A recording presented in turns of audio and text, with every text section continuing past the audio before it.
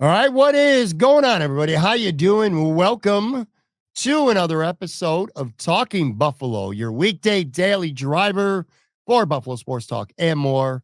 My name is Patrick Moran. Thank you to everyone out there, as always, for listening to the show, watching, however you consume Talking Buffalo. I appreciate you all very, very much. Today's show is brought to you by Sunny Reds, 1841 Aber Road, just minutes down the way from Highmark Stadium, 50-cent wing night. I'm recording this mock draft on Wednesday. I am literally going to be there banging out some wings once this show is done. So thank you to Sunny Reds. This is the first of what will be a handful of full 7-round Buffalo Bills mock drafts.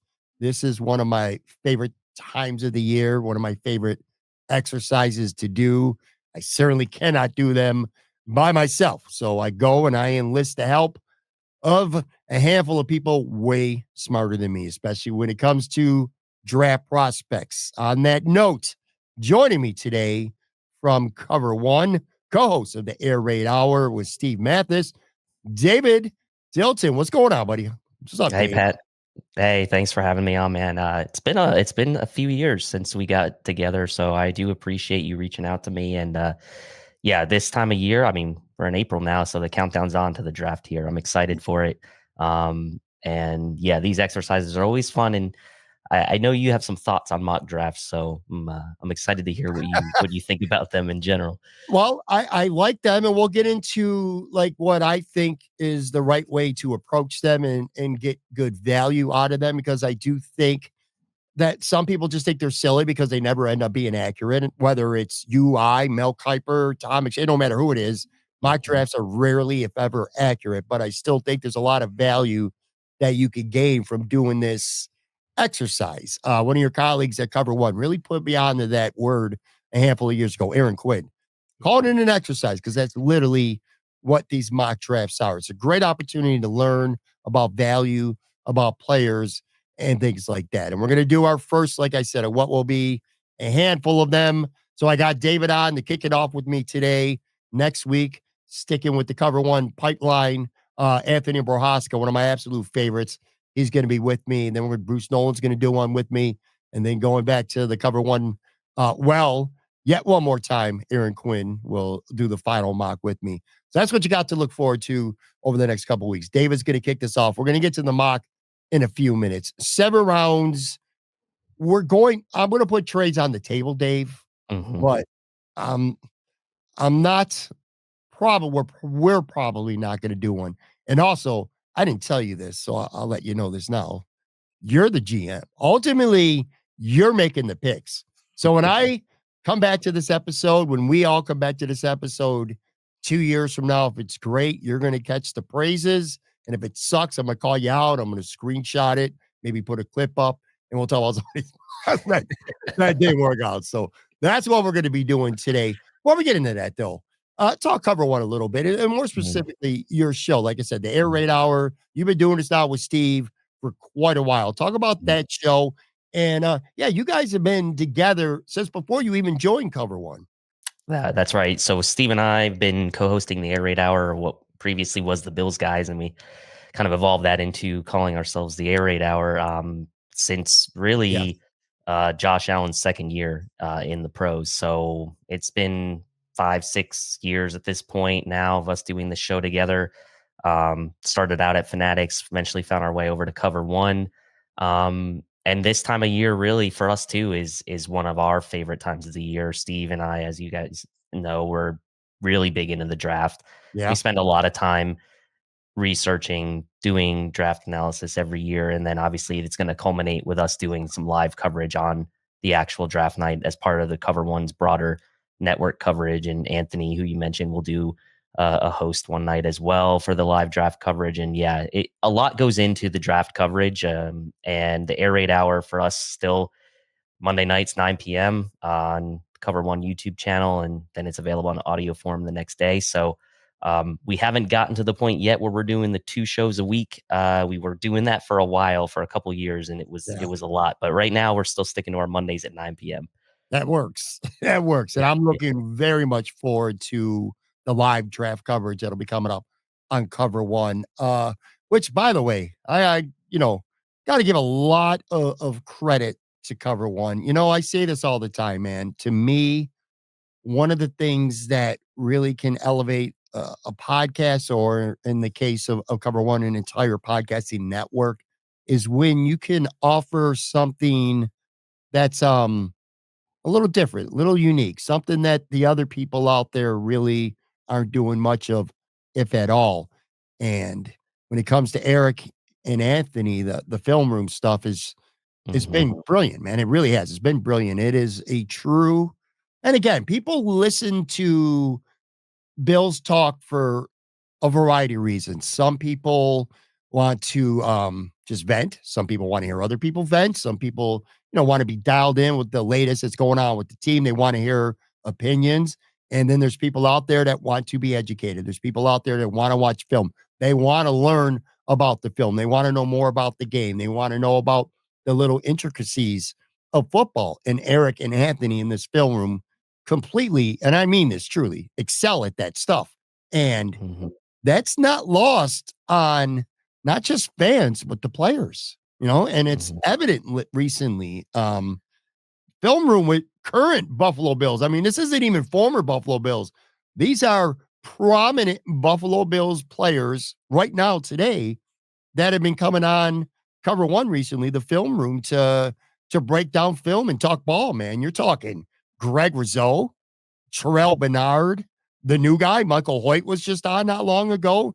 And just over this past week, the last handful of days, Alec Anderson Mhm. was on, man. That is a real testament to those guys to be able to get, to have enough credibility for a player to come on and talk ball. And it's not like a quick little 5-10 minute radio hit either. I mean, these are full shows. Just talk about that a little bit. The job that those guys are doing at your network, breaking down film and getting players to come on and talk. I mean, who knows the game better than the guys that are out there playing the game, right?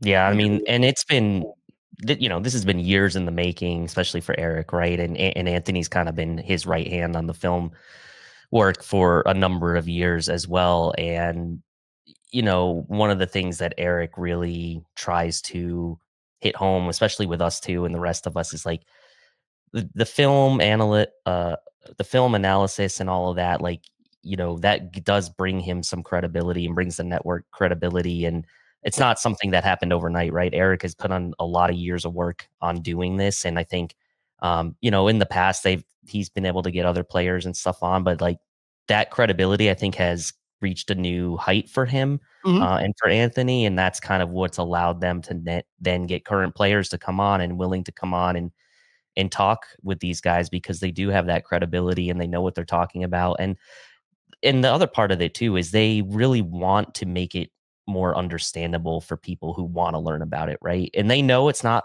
like you said, this isn't something that everyone's interested in, but for those who are interested in, they do try to make it easy for people to understand, Yeah. or easier Yeah. for people to understand. So that they put a lot of work into it. There's a lot of man hours behind the scenes that people don't necessarily see, but in the end, it's all worth it. And they've earned the respect from a lot of players as well. So good Sure. for them. Absolutely, man. When it comes to, so you're a big draft guy, obviously. Are Mhm. you a draft guy though by nature? Like, I mean, if podcasting school, okay, Mhm. and you're going to school right now, learning draft prospects, studying draft prospects, is that one of your favorite school subjects, or is it a subject that, hey, I'm getting my diploma, I want to make the honor roll, I got to be as good as I can in everything? Not really my favorite, but it's part of the gig, so it's what I got to do. You know what I'm saying? Like, how do you feel about when it comes to this time of year and studying this prospect? If this was school, is this one of your favorite, or maybe your favorite subject? So it's funny, like I kind of think about what I do for the podcast in like terms of the off season and the in season. In the in Mhm. season, we do 2 shows a week. We do a pregame show before every game, Yeah. and we do a reaction show on Mondays. Typically, the game's on Sunday. This part of the off season, as far as doing the draft, is my number one thing that I like to do. Yeah. I put a lot of work into a lot of the production stuff as well for the live coverage, and you know, creating graphics or creating animations or doing the research on the players, and just making it as like immersive as possible for people when they come to tune in to whether it's the air raid hour or the live coverage. It is my number one thing. It is not something that I do because I have to. It is literally my number one thing that I like to do. And I would say honestly, even if I wasn't doing the podcast, if I wasn't doing Air Raid Hour, and I was just someone who was following the team and not putting Mhm. any of my thoughts or ideas out into the universe, I would be doing probably the same thing as far as research is concerned. So um, it is definitely my number one thing for sure. You like the production side of things is all the same too as well, which Yeah. is Mhm. really cool, man. What was your actual real subject or favorite subject in school? I was messing around with school, got me thinking like, what kind of guy were you, man? What was Well, your favorite subject? I'll say I was always pretty good at math in school. I think when I got into the to college level stuff, it was like I got really into to finance. That was kind of where my Mhm. career took me. Um, and so I think that analytics kind of felt sort of right up my alley as far as like me ending up with cover one, for example, right? And in my day job today, I do analytics work and I work in the finance industry, and that's kind of where I ended up because that's what I ended up getting drawn to in school. So I guess that's a little behind the curtain for Cool. me right there. Cool. Like I said, the meaning and value of doing mock drafts. Again, some people think they're really dumb. Some people live for mock drafts. It gets them through the day. Some people I know probably do 100 mock drafts a week. I'm not even, well, I'm only half exaggerating anyway. People do several of them per day. We're only doing one today because we want to take some time and talk this through during this exercise. But like I said, predictions are fun, but they're often at the end of the day meaningless and almost never accurate. If I went and looked at every mock draft that's been on Talking Buffalo, whether it was myself or a guest like you or anyone, whoever it may be, through the years, I guarantee you would look at him and be like, "At these guys were not drafted. Nowhere near where they were supposed to be, and weren't drafted at all. They're not even in the NFL at this point. It's not about the accuracy, and I don't care if you're a novice. I don't care if you do this part time. I don't care if you're Mel Kiper. You ain't nailing shit, basically, is what Mhm. I'm saying, Dave.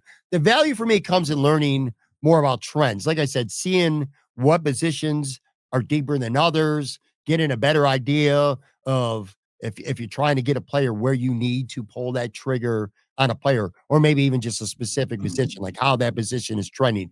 Where do you expect the run on cornerbacks to cover? The defensive tackles, things like that. I think that's what you can learn by doing a lot of these mock drafts. And most importantly for me, you just you learn more about the players. I know I'll know a lot more about players 3 weeks from now talking to you and doing mock drafts with you and Anthony and Bruce and Aaron and just reading up more and more every day or reading articles, listening to other podcasts and stuff like that.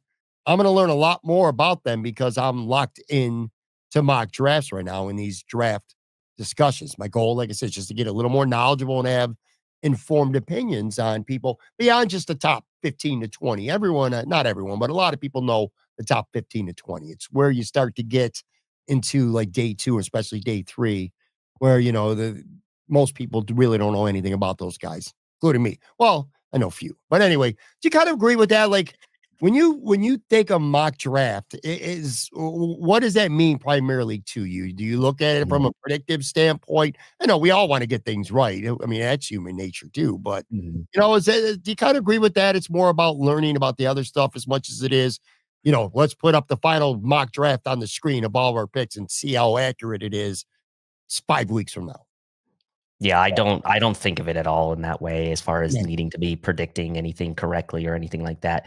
For me, the way I like to look at it is the trends, and it's obviously helpful to learn about players, but I also like to use it as like a tool to see what combinations of uh players slash positions I like at which times in the draft. So for Mhm. example, like I'll go through a mock draft and I'll be like, okay, in this one I'm gonna go early on, gonna go early on defensive line for the Bills and kind of see how that plays out. Or in this one, I'm gonna go early on corner and see how then Right. it plays Yeah. out. And sort of like which combinations do I like and sort of where guys are falling that kind of makes me feel like that's the best value or that's the kind of best combination of guys that I personally like. And everyone's going to have different likes, but that's kind of what it is.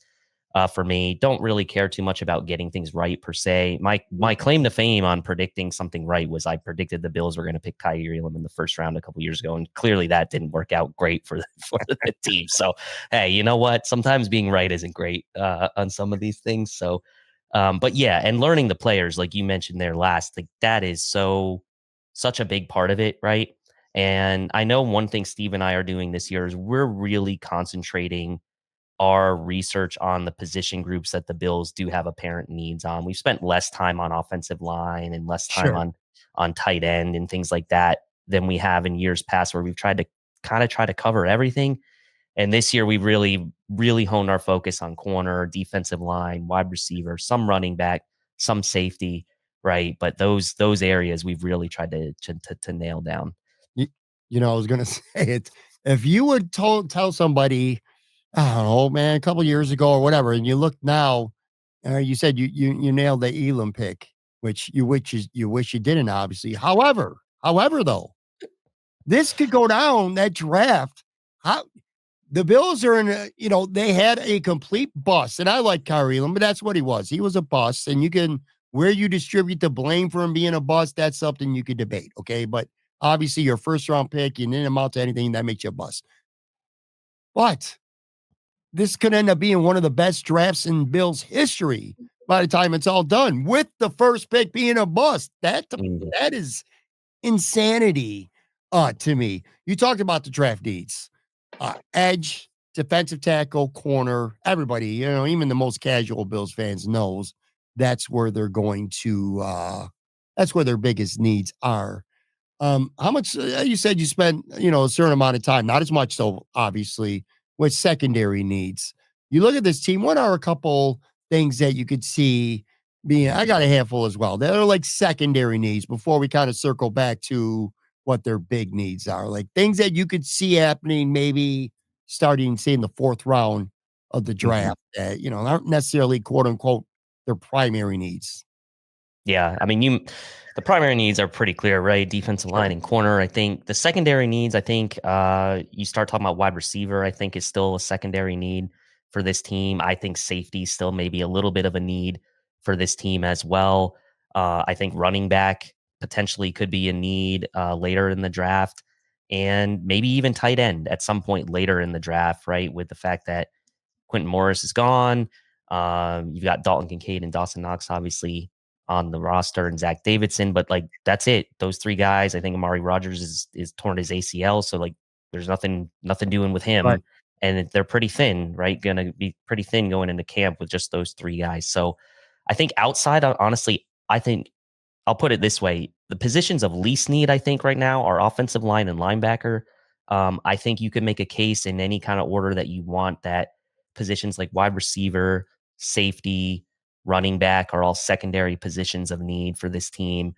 And really up to you and anyone else on what kind of order or preference you want to put those in, because everyone's going to have a different preference. But I guess if you're putting me on the spot, I'd probably say wide receiver would be kind of my first area of secondary need, followed by safety, and then followed by running back, I would say. When it comes to the defensive line, all right, it's muddied because the Bills signed two guys who are going to miss a third of the regular season.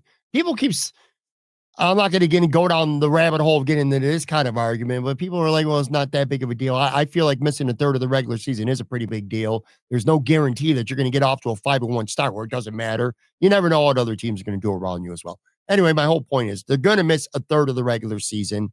And you signed a guy in Joey Bosa, who I think everybody knows is going to kind of be brought along slowly. He's not going to be playing 75% of the snaps, certainly not in the early portion of the season.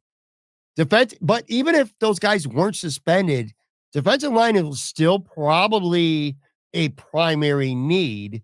Mhm. Does those suspensions and the fact that you have Bosa, whom again may take some, he might get coddled a little bit in terms of snap percentage early on anyway. Do you feel like that kind of amplifies a little bit more the need for defensive line, or do you think that that was there already anyway?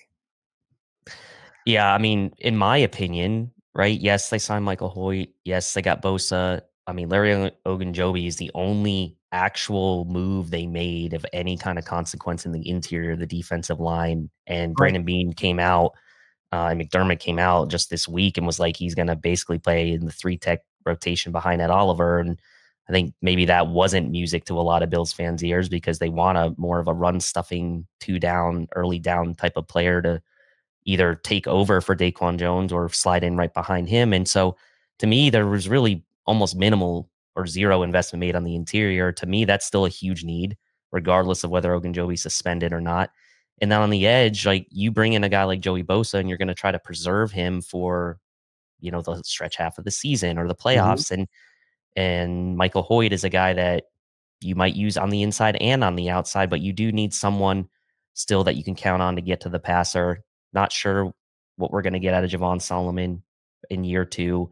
Right. We have AJ Epinesa and Greg Rousseau there, but AJ Epinesa is going into the last year of his contract. Right. And what's the future hold for him beyond 2025? So to me, it's still pretty big need, regardless of the suspensions. I think the only thing that maybe makes things a little bit more interesting is now, like with these guys being on the suspended list for the early part of the season, maybe you have an opportunity to double dip in a situation at one of these Yeah. positions in the draft, and then kind of figure out what you want to do after week 6 um, with the guys that are suspended. So it does muddy it a little, but I don't think in any way it stops the Bills from whatever plan they had in investing in the defensive line for the I future. I couldn't agree more. I think it was going to be a priority regardless for all the reasons you just said. And I do think maybe the suspensions, if you want to look at it from a from a optimistic point of view, you could say that potentially could present more opportunity for Dwayne Carter and Javon Solomon to have a bigger role early on and kind of see what they got going Mhm. into their second years. I want to run down something real quick here, and I'll just take a minute. And like I said, I was originally going to say no trades, but now I'm not going to say that. If something comes up, because again, you're the GM here. You're going to be the one ultimately responsible. If there's something that you really like and an opportunity comes there, we're certainly going to end up jumping on it. I'm not looking to make a trade, but we're going to be open to it. Anyway, I went through the latest draft value chart for people out there. I talked a little bit about this on the show yesterday. I'm just going to fly through these real quick. If people are wondering what it would take if you go by the draft value chart, because sometimes you go on these mock simulators and you can present a ridiculous offer and it'll get accepted. That ain't going to happen with you and I, because I'm going to kind of stick to this when we even try to present a potential trade, if we even get to that point. But according to the math, and the numbers, 30 plus pick 109, which is their first fourth, that could get you up about 3 to 4 spots. There might be a guy there. So if you're willing to give up a fourth with 30, that could get you up 3 to 4 spots. If you want to give up your first and your second of 2 twos, which would be 62, that could get you up to about 18, 19. If you want to give up 30 and 56, that could get you up to about 16, 17. And again, this is all per like the draft value chart, which doesn't mean it's going to matter on draft day, but that's what we're going by.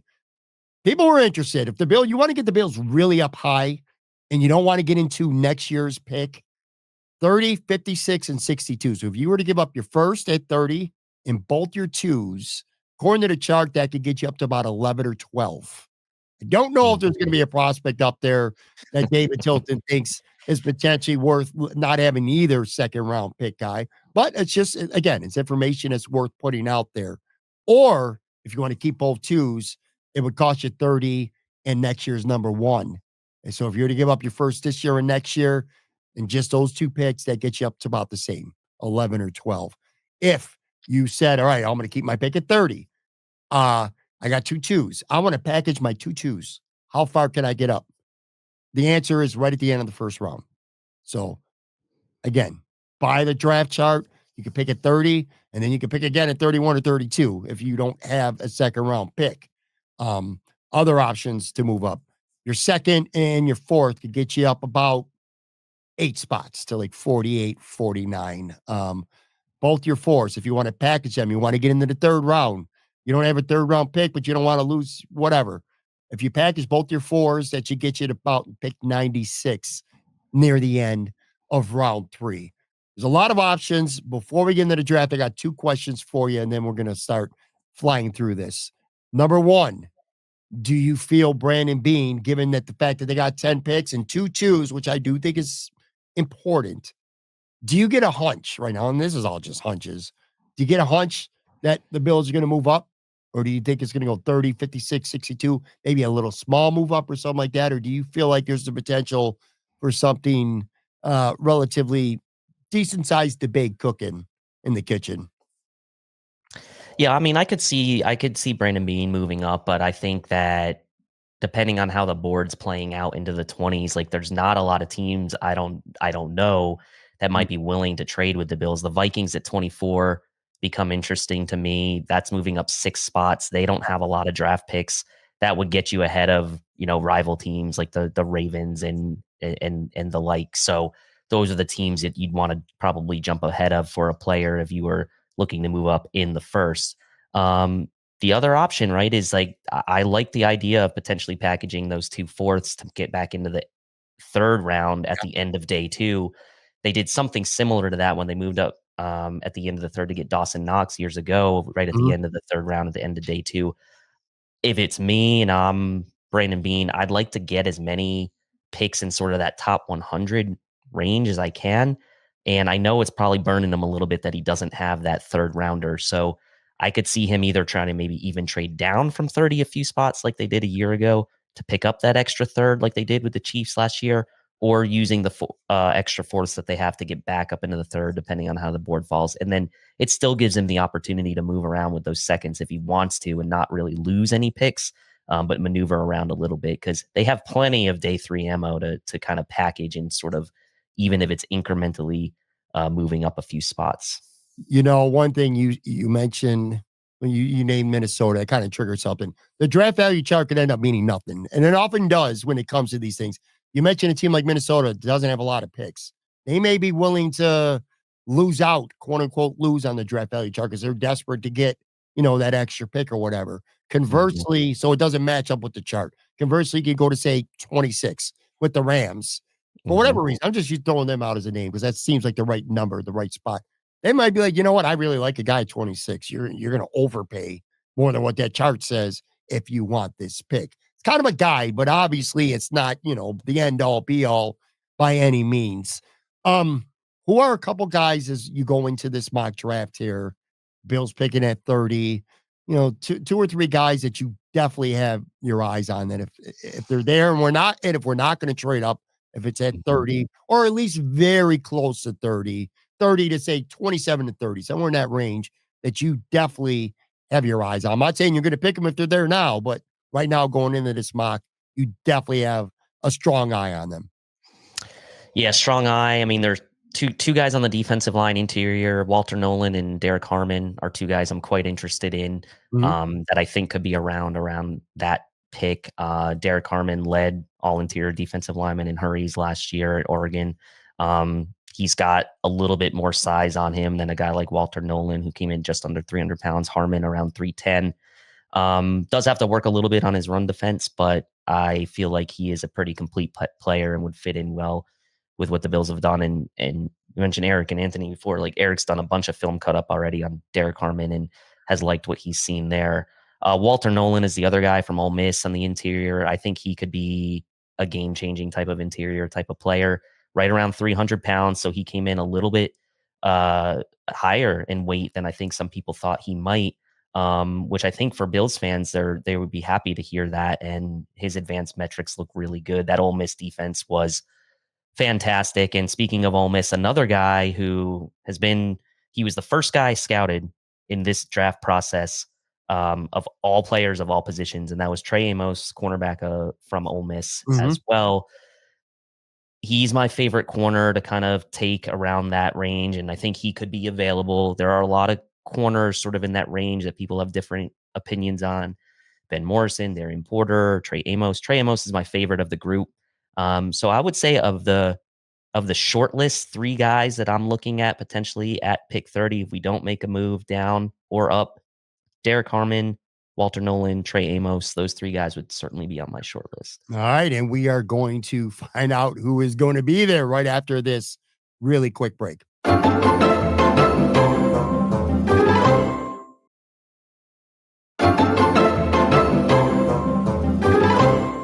All right, I am back with David Tilton from Cover One. And let's go, man. It's showtime. Let me get this up here. First one of the year, so hopefully I don't screw anything up. All right, you can hear me. I can hear you. I don't have the right screen though, so give me a second here. I got to add it. There it is. All right, we're going to start. Like I said, I'm going to pause this a couple times, and I'm going to kind of refer to at least. Well, we're not going to pause it a lot, but we're going to. I want to pause it a couple times to go over a potential scenario. Now, what I will say, and I hate, there's every mock draft simulator has a flaw. We're using PFF, and I like it, but the one thing I cannot stand is that when you're drafting and you pause it, it makes you to offer a trade. It does not let you look at the board. Like I would love to be able to pause this. Now you're going to know some guys, anyway, but I can't pause it and say, all right, well, let's go through this list. Let's go through this list. The first round, maybe the second or so, you probably don't need to go positionally, but I'll be your guide for this. All right. So if you say, let's take a look at the corners, let's use available there, I'll just pull it up at the position and go. So we're going to run through, let's say the first, because I want to kind of use the draft value chart just for shits and giggles. We'll go through the first 11 picks and then we'll pause it and see where this is at. And I kind of got the settings for PFF if you're listening to the show and not watching, relatively like in the middle, pretty moderate for him. So we'll enter the draft here. All right, so we're going to start the draft, and I'm going to pause it when we get to pick 12. So we'll get this going, and then we'll see how it goes. And I got to remember on the audio side to keep talking because sometimes we get dead silent. All right, so we're at pick 12 right now, which would be Dallas's pick. I mean, I'm not going to name every name. That would take forever, and it's just not worth it. See, these mock drafts are ridiculous. McMillan was the first overall pick to Tennessee. I don't look at it that way. I don't look at the teams. I look at like who are the first 12 players, not necessarily who went where. Gentry, Ford to New England. And sometimes I like to just look at these for shits and giggles. All right, so this would be a territory where if the Bills were interested in really moving up big time, you're talking your first this year, your first next year as well to go up this high, maybe a little bit more than that.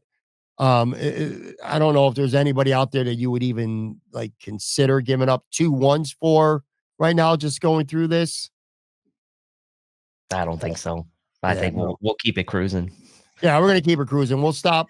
Next stop's gonna be we'll go around 18 because now then if you go to 18, we're talking first and second. So all right, we'll stop right there. All right, my bad. All right, so Tampa's on the clock, 19. All right, significant names, people, and let's see if there's any. Will Johnson was a guy I was going to ask you about. He went there 12. Let's just say in a perfect world, all right, not a perfect world because it wouldn't be perfect, but you really wanted to get up high. Is Will Johnson the kind of guy that's worth going up for in your opinion? I think Will Johnson is worth going into the maybe the early to mid 20s for. Mhm. I don't think I'm going into the mid teens for him. But that's more my personal preference just because I'm such a big fan of Trey Amos and a couple of the other corners like Amos and Revel and like I don't know that I would be doing that. I will say he would be a great fit for the Bills. I think opposite of Benford, he'd be perfect. So if the Bills really felt like he was above and beyond these other corners that were there and they really needed it, then maybe they would go up to, around pick 17, 18.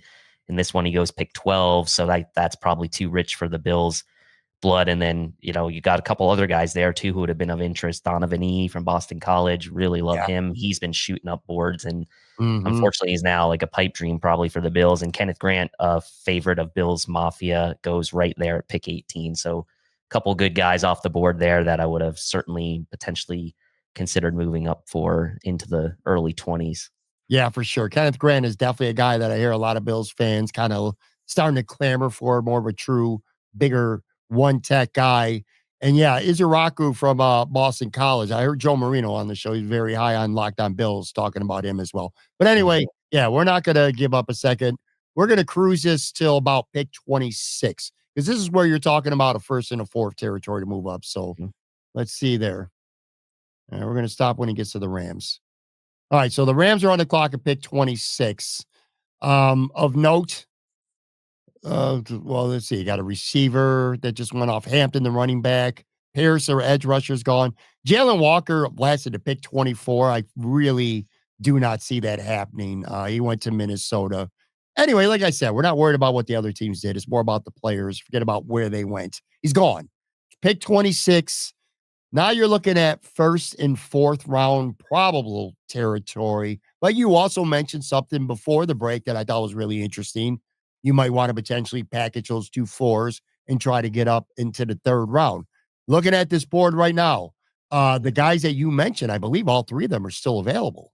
Yep. They're all still available, and I'm going to take my chances that one of them will be available at pick 30 at this rate. And I have my eye now on potentially using those 2/4 to move back up into the third. All right. I like where you're thinking there. All right. Shamar Stewart, by the way, went pick 25th overall. All right. So we got 26. So we got four more picks, and then the Bills are on the clock. And let's just get right to the Bills now. So here we go. All right. Well, you only lost one of them. For people listening, Darius Alexander, an interesting defensive tackle prospect. Mhm. He goes 27 to Baltimore. Walter Nolan, one of the guys you talked about, he's gone. He went to pick 28 Mhm. with the Detroit Lions, CJ Sanders. So we're getting that's a nice run there. Three consecutive interior guys. This is what I was talking about with these mock drafts, kind of getting a vibe for how things go and how you react to them. CJ Sanders, anyway, goes one pick ahead to Washington. All right. So now, before you just make the pick, we'll kind of go through because now the Bills are on the clock here. Go through some of the guys you're talking about. You already talked about Derek Harmon. Mhm. Let's look at some other interior guys just to see, who would Tyreek Williams from Ohio State. He's out there. Alfred Collins is still out there as well. Any I other like positions C you would even want to look at? I like CJ West as well there. I mean, it's obviously too early for him at this pick. Let's take a look at corner and see what's available at corner. Amos should obviously be available along with guys like Porter. Yep. Trey Amos Uh, is there. Maxwell Right. Harrison, Siobhan Ravel.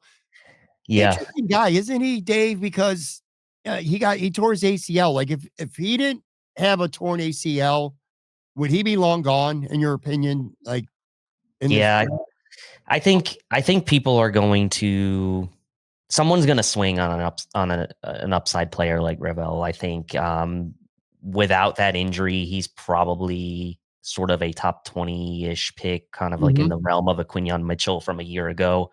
Um, you just can't teach that length that he has, and obviously playing at ECU, maybe some people aren't aware of his game, but he's right down the road from me here. I'm in Raleigh, so he's down the road in Greenville from me here, and a lot of family members on my wife's side are ECU people, and I've gotten pretty familiar with this guy's game, and I think that someone will take a swing on him. Now, for the Bills, I think they probably want a guy who can come in and start day one, Mhm. with very little.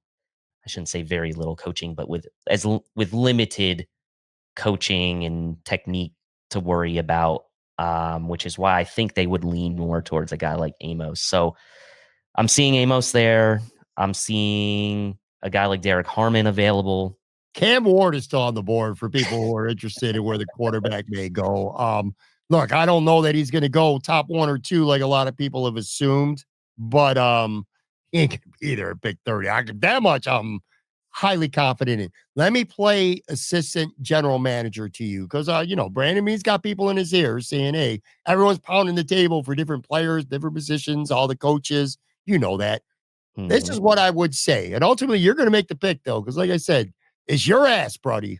Um, but I look at, all right, so let's go back to the interior defensive lineman. And again, this is one of the fun things for me about a mock draft. Now, Derek Carmen's certainly not the only guy you like on here, okay? You Right. look at these guys, let's say you go with the corner and you want to come back with an interior guy in round two. This is what, you have waiting for you potentially if you don't take Harmon now. And then you go to corner and you're like, if you don't take Amos, let me pull up the corners here. This is what you probably have. You kind of weigh what is, where the more depth is that you can still get a good guy in round two. But to your point, you take a corner in round one, you're probably looking for him to start. Actually, you're still probably looking for him to start in round two as well. But anyway, like I said, it looks like it's definitely one of those two positions. I just wanted to make sure you had a nice little look at the depth on each of those. If you're starting to, you're being a GM here and you're thinking the next move ahead as well.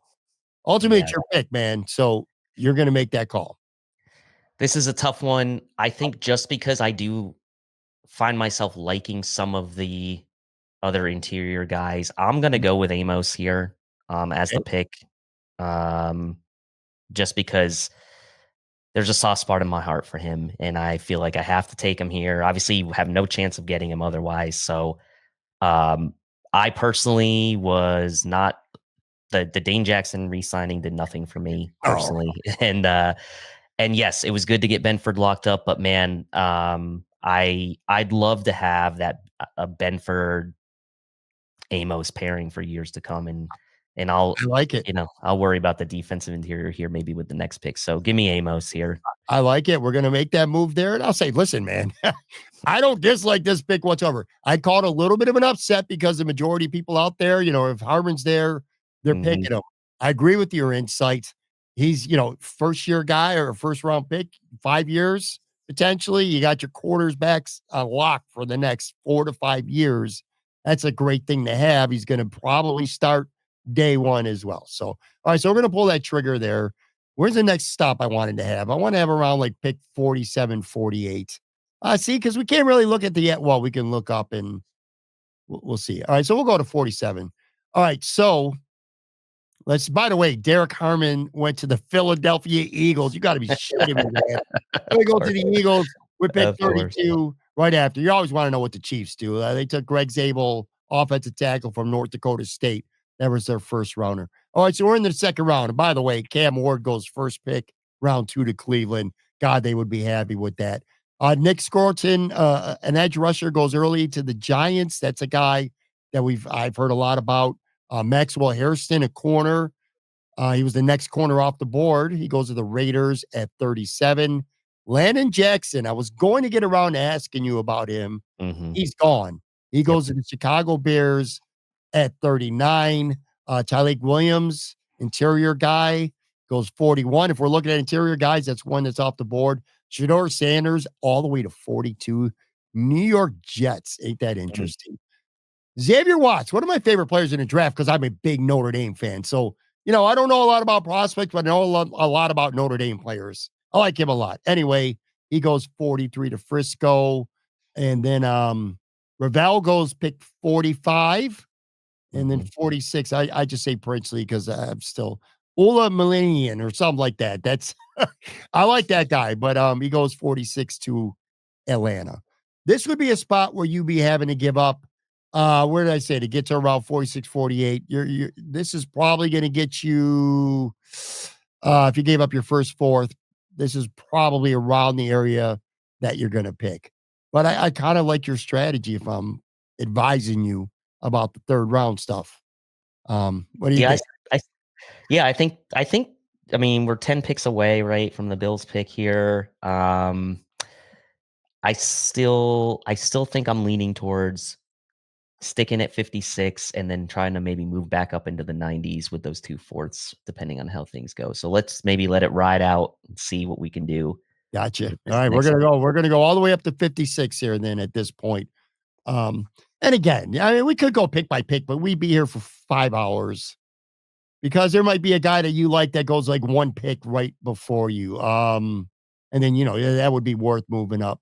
Mhm. Norman Lott, an interior guy, goes one pick ahead. He was a Charger. Darian Porter at a corner. I've heard a lot linked to the Bills. Anyway, he's Green Bay 54.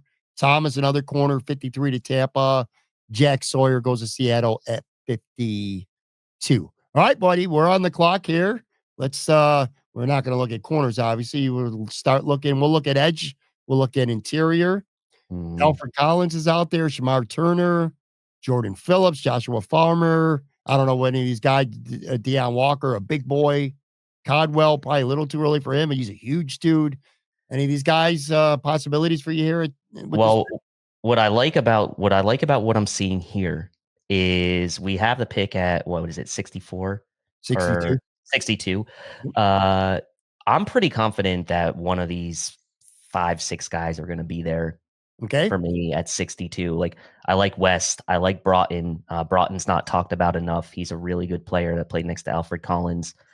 Joshua Farmer is another guy that I think is a really good player. Jordan Phillips, only 20 years old, young player, has some upside. I like the group of interior guys that are left here. So I think I'm gonna maybe take a look at another position, maybe edge, see what's available at edge, see what's available, maybe even at wide receiver here. All right. Ooh, Jared Ivey.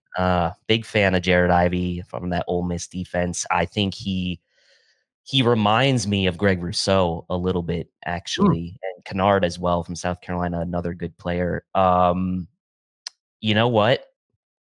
I'm gonna make things interesting in this draft, and we're gonna go Ole Miss here, and pick Okay. Jared Ivey with this pick for the Bills at edge, and shore up a good pass rushing player from Ole Miss um, to add to another Ole Miss guy we already picked in Tremo. So let's go with Jared Ivey here. All right. Ivy is the pick. Back to back Ole Miss. I was going to ask you, are you a closet Ole Miss fan? I don't know. No, no, I'm not. But Kennard, they have a really good defense this past year. Kennard goes off the board, one pick ahead of the Bills at 61. He goes to Washington. All right, man. So the Bills This is are back great. on the clock. Yeah, And let's go to interior D line. interior D line. You Uh, want to take a quick look just for the hell of it to see where we're at with wide receivers. Let's yeah, sure. pretend, or not even pretend, but let's just see what might be out there. Is there anyone out there wide receiver wise at this pick at this point of the draft that interests you? Or do you think that that's poor value? And the interior guy, you got a guy that you like there more at this point of the draft? Well, I like some of these guys. I do like Trey Harris. The Jalen's are good. Jalen Noel and Jalen Royals are both.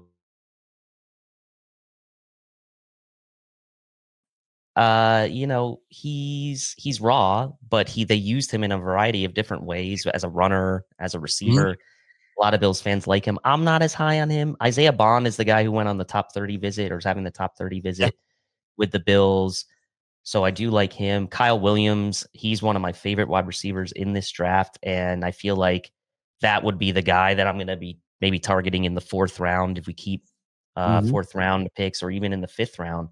So I'm gonna pass on wide receiver for now. I'm gonna go back to the interior, and I'm going to take one of Judge's favorite guys, one of Eric's favorite guys in this draft, and I'm going to take CJ West from Indiana as a run Ooh. plugging run defender. Really shored up that Indiana run defense this year. They took off this year on that side of the ball at Indiana, and CJ West was a big reason for it. Really good player, tested off the charts athletically at the combine, had an over 9 RAS score, and is filling a need for the Bills and what they need as far as a run defender first. And so for me, I'm going to go with CJ West here. All right, we're going to take West here. I want to point it out too for people who are listening to this podcast as opposed to watching it. Other interior linemen that were available: Shamar Turner, Alfred Collins, Vernon Broughton, Joshua Falmer, Jordan Phillips. CJ West from Indiana is the pick. All right, so now the Bills are not scheduled again to pick until 109. Okay, we're going to Mm, stop this at when about 96. All yep. right, it's at about 80 on here. When it gets to 96, we're going to stop it and we're going to see again. We'll take a look up, but this would be the spot where if you wanted to get, if you were willing to give up both your force, this is possibly with Philadelphia who's on the clock. This is possibly where you would be able to do it. Now, first, obviously, let's go back to the end of round two. So kind of going through this list here. I don't know if there's any players, like what. By the way, Benjamin Morrison's a corner that I like from obviously again because he went to Notre Dame. He goes to the Raiders at pick 68. Javon Henderson, running back, goes to the New England Patriots. I kind of like that pick for them, man. Farmer Yeah. went to Jacksonville. Jordan Phillips went to the Jets. Collins went to Chicago. Look, you could see by this pick going to round three, 1, 2, 3, 4. The first 4 picks of round 3 were all interior guys. If you didn't get that guy at 62 West, you weren't getting an interior guy. So Mhm. felt again, kind of learning about trends a little bit here. That felt like it was definitely the right move. looking to see, like, I don't know if there's any specific, by the way, Jalen, the quarterback from Alabama goes to Pittsburgh, 83. Jalen Royals, you talked about him. Receiver, he's at 88. He goes to the Jags. He's gone. See, this is what sucks is you can't really look at the wide receivers and still see who's on the board. That's what I hate about Well, I this. can I can tell just by his picks. I know that Isaiah Bond is still on the board, the top Mhm. 30 visit for the Bills, and I know Kyle Williams from Yes. Wazoo is still on the board as Either of them well. worthy. Either of them, honestly, I probably in the stupid Ravens went up and got Makuba. I would have maybe considered trading back and going for Andrew Makuba here, the safety, but he was picked by the Ravens a couple picks before. So I do think right now with where next pick is 109, if the Bills really wanted to make a minor splash here and they trusted their scouting department and they trusted the any character concerns with a guy like Isaiah Bond, this would be where I would probably make that move up and snag myself Isaiah Bond with a trade up. I don't think he's going to make it to pick 109. You've got some wide receiver needy teams Mhm. coming up here. And I certainly wouldn't want teams like the Dolphins or someone like that to take that guy ahead of me. So I'd be willing to move up here probably and try to land the services of Isaiah Bond here. Let's see if it works. So again, going by the trade chart, you're giving up both your fourths. You're getting into the late third. Offered the trade to Philly, and Philly says yes. All right, so there you go. We're going to trade up. We did trade up. We gave up both fours, and you're going to take Isaiah Bond, correct? Yep. Obviously, we just did that. All right, so there you go. Isaiah Bond is now a Buffalo Bill in a trade up. Now, the Bills don't pick again until pick 169. So to kind of recap where we're at right now, Trey Amos, the corner, first round pick. Jared Ivey, edge rusher, second pick. CJ West, an interior guy. So we did address the three biggest perceived needs Hmm. in the first three picks, just not maybe necessarily in the order that some people thought. And then Isaiah Bond, you go get a wide receiver in the fourth round there, about 19 picks away. This is going to be all right. So now you're going to have, and this is going to be a fun part. If Brandon Bean, Dave, keeps, let's just say the draft plays out the way it just did. And I think that's very Hmm. realistic. You keep your first, you keep both your twos, you package both your fours, you get up to the late third. Now, I feel Yep. like that's very realistic. If that Yep. happens, the Bills right now will have 3 fifth-round picks. And not just that, they're going to have 3 of the next 5 picks of this draft. So Yep. here we go. Early fifth round. Well, this is kind of feels like BPA territory to you, I would Mhm. assume. So we'll Yep. start looking at the big board and let me know if there's any, names or scroll up, scroll down, whatever you want me to do here. Yeah, so it's an interesting one. We went with the run stuffing defensive tackle and CJ West in the third. Mhm. We got an edge, we got a corner. This would be an area where maybe like, okay, we have 3 picks kind of in a row here. I certainly would think about going best 2 of player them available. 2 of them literally in a row. Yeah, Yeah. I may take a look at running back here to see if there's any of those guys in a deep running back draft class that I really like. I am a big fan of Taj Brooks. I do like Marcus Yarns too. He surprised at the combine. I was happy to see. But none of these guys are necessarily, well, we have 2 picks in a row. So We let's got see 2 in a here. row and 3 of the next 5. Jordan James is fun player from Oregon, the running back. Let's take a look at interior defensive line again, just seeing what kind of double dip possibilities we might have here. Yeah, these guys are all kind of in the similar, like Tim Smith and Zeke Biggers are sort of like in the same mold as a CJ West, so it wouldn't really make sense to double dip in Mhm. either of those guys. Let's check edge. Edge. Okay, here we go. Okay. Ooh, I do like Johnny Walker Jr. He Yeah, is he's on uh he's on my list of, like, actual day 3 kinda sleepers, and I don't have a big list either. mhm. Yeah, so that's an interesting one to me. I think probably too early though for him. Let's go to Is hmm. quar Let me ask you this while you're contemplating, is finding a quarterback and maybe developing a guy to be your number two. Is that on the menu potentially? Or do you, when you get to this point, all right, so we're in round 5 right now. Kyle McCord from Syracuse, and, get a little bit of a buzz about him. He probably might be the only Mhm. guy, maybe. I don't know. Is somebody like that a possibility for you to maybe find a quarterback that you want to develop? I think certainly in the real life scenario where the Bills do have these 3 picks within 5 picks Mhm. of each other, if they do keep all of these picks, then it would make some logical sense for them to maybe throw a dart at one of these quarterbacks. Um, I hadn't necessarily been doing that or thought about doing that, but I'm not opposed to it if my assistant GM wants Well, to here's get the in my ear a little your bit. assistant GM will tell you the downside to that, okay? You wanna carry 2 quarterbacks on your roster, right? Mhm, Obviously, the backup's gonna be a veteran, Trubisky or White, one of those guys, and you draft a guy in the 5th round who might have some upside like McCord, you gotta roster him because if mhm, you cut him, there's no guarantee you're gonna get him to the practice squad. right. I Let's think. I could be wrong, though. Maybe no, some other teams feel the same could way be. too. Could be. Let's take a look at safety, actually. I'm curious to Okay. see what's available. Okay. I do like Craig Woodson, but I think we can get him later. Malachi Moore, I like as well. We could get him later. RJ Mickens is a guy that some people like as well. Dante Trader from Maryland is another guy some people like. I think we'll pass on safety for now. Let's go back to corner. Hmm. Not a lot of these. 'Cause again, this gets to the part of the draft where I know Denzel All Burke, right. I think we're going running back here. That's kind of where I'm okay? liking the best Right. options at Well, this we got point. 2 in a row, so Yeah, you know what? Give me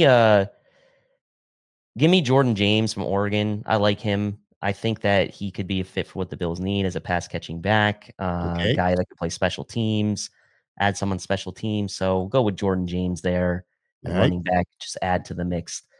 Um, all Right right, let's right scroll back on the down a clock little here. bit. Let's scroll down a little bit. Yeah, I also am a big fan of Danny Stutzman from OU, the linebacker. And I know the Bills don't really need a linebacker, Eh, but they kinda maybe could use a guy to push Balon Spector a bit, maybe off the roster. sure. Let's go with Stutzman from Oklahoma here, just to shore up that one position, special teamer, and the fact that we're right back on the clock again. Uh, We're gonna be on the clock again 4 picks after that too, because the Bills have 2 picks in the 6th, and then they're their last 2 picks of the draft. all right, this is where I think we're gonna go with the tight end, Jackson Hawes, big blocking tight end Yeah, from Georgia Tech. I like Uh, this. Bills need Bills need to add a body at tight end one way or another, I think, for camp. And at this point in the draft, late 5th rounder, He's a early big 6th boy. rounder, he's a big boy. And I think that brings them something into the room that that kind of rounds out the room, in my opinion, for at Sure. the tight end position. There's a So path to let's making that roster, and I would say, this could be Dawson Knox's last season in Buffalo too because of his contract, so this could be your future tight end too. He's probably tight end 3 this year. I actually like that. All right, so we got 2 more picks left. We're here up on the clock at 177. By the way, Denzel Burke, a name that I've been tracking a little bit, he just went to the Baltimore Ravens, which means he's gonna end up being a pretty goddamn good cornerback for them. I'm just looking. There were no real big names worth, mentioning on the audio side. Anyway, all right. So we're at 177. You got 2 more left here. 177 and then 206. All right, let's take a look at corner and interior defensive line. This is an area where maybe I would start thinking about a double dip.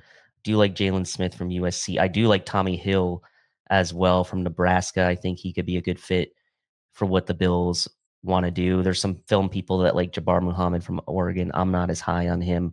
Mhm. Um, Tommy Hill's in consideration here. Let's flip just really quick to the interior. Interior defensive line. Mhm. Okay. And now let's just flip really quick to edge. General manager David Tilton is determined to double dip somewhere. Yeah. All right. You know Ooh, what? Let's go with Johnny Walker Jr. I here. like it.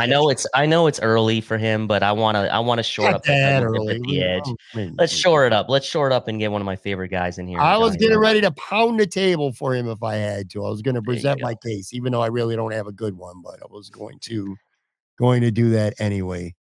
All right, so we're coming up here on the Bills' final pick of the draft. So we did end up making a trade.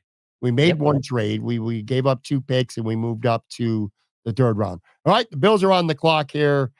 We're not going to look at punter, are we? No. I think I wanna look at corner as a double dip option here just to get. Yeah, I think you know what? I'm gonna round out my draft with Tommy Hill. I like him from Nebraska. Kind of bookend this draft with 2 corners. Certainly an area the Bills need bodies, and if it can get guys like Dane Jackson off this team, then I'm all for that. So with Tommy Hill. And just bookend this draft. I will say this: PFF is going to absolutely hate this draft of mine. It's probably going to You know what? not. That's one of the funnest parts of the draft. There's like 20 picks and they give you an in for people who don't know what Dave's talking about. They give you an instant grade. Oh, I made the mistake. I should have taken Craig Woodson there. Yeah, it's okay. All right, so it's Oh grading the well, draft right I'll now. live with it. I'll live with it.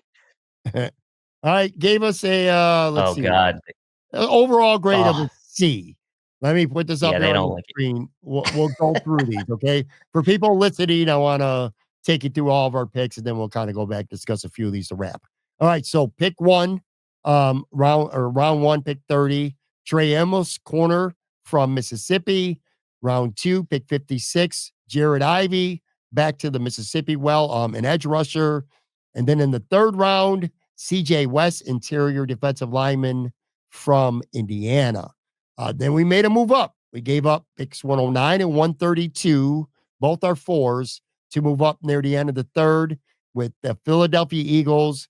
And we got the speedy wide receiver, Isaiah Bond, which, by the way, they graded that as C minus. Let me say that Yeah. too. Amos was graded a C plus, Ivy a B plus, West a C minus, Bond a C minus. I'll tell you what, Bills fans, I promise you would give you a B plus or an A if Yep. Bond was their pick. But we're not trying to appease fans. We're trying to pick the best team we think we can. All right. To the 5th round.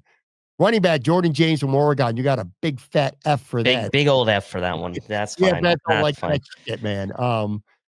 Very next pick, round 5, pick 170. Daddy Stutzman, a linebacker from Oklahoma. You got a B. Good grade there. Also in round 5, 173, Jackson Hawes, a tight end, big tight end from Georgia Tech. B plus. You said it was too early for Johnny Walker, and PFF agrees with you Agreed. because Yeah. pick 177 in round 6, they gave him a big fat F. And Tommy Hill, a corner from Nebraska to round it out, C minus. Overall grade, a C. All right, instant real time reaction for me. I'm looking at this. CJ West is a name that, and this is what I'm talking about, Dave, with doing these mocks. This is the guy I'm going to go, and now I'm going to start to pay a lot more attention. I'm going to start to read up a lot more on him, try to watch. I'm not going to say I'm digging into film. I ain't doing that shit. But I'm going to watch highlights. I'm going to read as much as I possibly can about this guy and learn a lot more about him. It's very intriguing. I didn't really know much about him. Amos is absolutely a guy very much in the mix for a 1st round pick if he's even on the board. So I could completely get behind that. I kind of feel like him or Harmon, if it's those 2 guys, because Grant was already gone in the scenario, even for those are just 3 names that I hear a lot about, from Bill's Twitter. So you kind of flip a coin who fans prefer, but Amos is certainly a popular name. I think fans would love the Bond pick. And I think at that point in the draft, it's a good spot to take him to. If he's even there. I don't know that he would even be there at 96. You feel like someone's going to take a flyer on the traits, the speed that he has. Rest of this draft, these are guys I really don't know much about. Jackson Hawes is definitely somebody, though, that I have my eye on, and Johnny Walker. It's funny. I have a day 3 list, and I only got about 10, 11 names total on there, and you drafted 2 of them. And that's not what, and I didn't say nothing to you beforehand either. So we were on the same page when it comes to that. What are your thoughts right now on this draft? Going back now and saying, all right, I'm back in my office the next morning. How'd I do? Yeah, I mean, I don't hate it as much as PFF hates it. I certainly think that guys like Johnny Walker are going to be higher. I think to me, he's like a fourth, fifth round type of player. I don't see him going down that low. I do think that, um, it's pretty evident that they did not like some of the picks I made, but that's okay. I think I filled the needs, right? I think with the first four picks, the first three especially filled the apparent positions of need in whatever order I filled them in. Some people may disagree with the order that I filled them in, but that's fine. And I think that did I take guys I liked more early than maybe they would actually go? Maybe so, right? So I don't hate it. Is it my best work? I don't know. I would have probably taken a guy like Craig Woodson, maybe with the last pick, safety from Cal, because I do think that is one area on this draft where I wish I would have. I wish I would have taken a safety at some point. I would say that's the one big thing I'm looking at it now and kind of wish I would have taken a safety. Yeah, but can't nail them all. And again, Yep. this is in real time as well. As Yep. how like you don't get a real chance to look at the whole board and what everyone else is doing. I'm like, all right, Dave, you're up. Got to make a pick here. They can Hmm. get on that way. And when it comes to guys and what position they go in, when you go back and look at mock drafts, I guarantee you, whether you do it noviceally like me or do it a lot more like you guys do, go back and look 1 or 2 years ago to your mock drafts compared to how the draft played out. There's so many guys that go 3 rounds earlier, 4 rounds later Yep. than anticipated. You never know. I like it, man. I look, you addressed, I would say that you said it too, the 3 primary needs, which I think everyone agrees on, and the secondary, the biggest secondary need, arguably, at least anyway, is wide receiver. So I Hmm. just I don't know, it comes out as a more complete football team afterwards. This was fun. I'm gonna wrap up here. How many of these things do you do? Like, Oh, I don't yeah, do a lot. I'm yeah, not. I'm actually not a big you're not a big mock. volume. I'm not a big volume mock drafter, right? Like I think that um, what I had done in the past is I would do like a mock draft Monday, like just starting in April, do Mm, one mock draft a week on the Monday before the Air Raid Hour show. We talk about it sometimes on the show. So I'll do like that. I put out 3 or 4 maybe leading up into the draft, but I don't, to me, if I put out 20 mock drafts, like it kind of, what are loses people following me for to see that, right? I exactly. don't It's know. like, "Oh, I don't agree with this one. Just wait 20 minutes, I'll have a new one." You know what I mean? At Yeah. some point, it's like, I can't put a lot of stock into what your latest mock is because I know that you're just gonna have a brand new one, the next day or whatever it does get. I've held off for as long as I could. All right. Yeah. And we're only gonna do 1, 2, including this one that we just did. We're only doing 4 mock drafts before the Yep. draft, and this was, Yep. That's perfect number. yeah, and as we'll see how it, plays out. All right, everyone, make sure you give Dave a follow on Twitter at Tilt Money. Of course, check out the Air Raid Hour. Dave, Steve, they crush it. Cover One. Obviously, go to their YouTube channel. Endless content there from a lot of people, including my good buddy, capologist slash my guy who's obsessed with winning every debate ever, Greg Thompson. I love Greg. He never takes it personal either, by the way, ever. No. I'm a big, big, big, big Greg guy, but he takes a lot of pride in defeating you in a debate, if at Yes. all possible. Yes, He he could have does. been a politician. He would have been a damn good one. And of course, my guy, Aaron Quinn. Hate Aaron the most. Love Aaron the most. He's like a brother to me, dude. We just bicker like cats and dogs, but all love for my guy, Aaron. All the boys over at Cover One. Appreciate you, Dave. This was a lot of fun, man. It really was. Yeah, thanks, Pat, for having me on. Had a lot of fun doing this, and the real time mock draft is a different animal. So for the people listening, it is tougher to do for sure. 100%. All right, guys, I will be back with a brand new show. One more to go. Friday show coming tomorrow. Talk to you guys then.